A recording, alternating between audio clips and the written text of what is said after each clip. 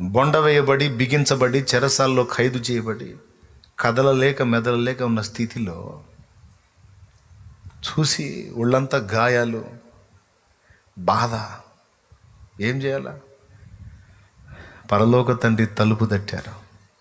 ఆ చెరసాల గదే అనువైన స్థానం. ఆ రాత్రి, ఆ నిశీధి వేళయే అనువైన స్థానం, అనువైన సమయం. చెరసాల గదే అనువైన స్థానం. తట్టడం మొదలుపెట్టారు. ఎట్లా? స్తుతించుచు స్తుతి మొదలుపెట్టారు. ఆ స్తుతి ఆరాధన అక్కడికి చేరింది. చేరిగా ఆ తండ్రి స్పందిస్తే చెరసాల పునాదులకు మహాభూకంపం వచ్చి తలుపులన్నీ ఊడిపోయి ఆ పునాదులతో సహా కదిలిపోయిందట. లేఖనంలో ఉంది, అబద్ధం కాదుగా.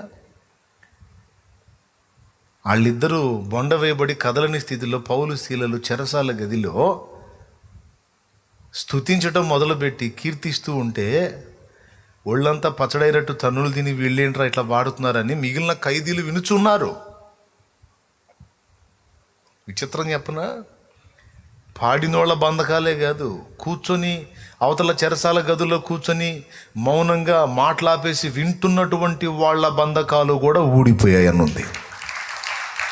అందరి బంధకములు ఊడెను. స్తుతించిన వారి బంధకాలే కాదు, స్తుతి విన్నవారి బంధకాలు కూడా. స్తుతి ఆరాధన, దేవునికి కృతజ్ఞతార్పణలు. కదలాలా, పోయి టచ్ అవ్వాలా, ఆ తలుపుకు టచ్ అవ్వాలా. నీ స్తుతి ఆరాధన వెళ్ళి టచ్ అయితే ఓపెన్ అయిపోయింది డోర్. ఇక నెక్స్ట్ స్వరం ఏంటి? కుమారుడా ఏం కావాలనేది. కుమారి ఏం కావాలమ్మా?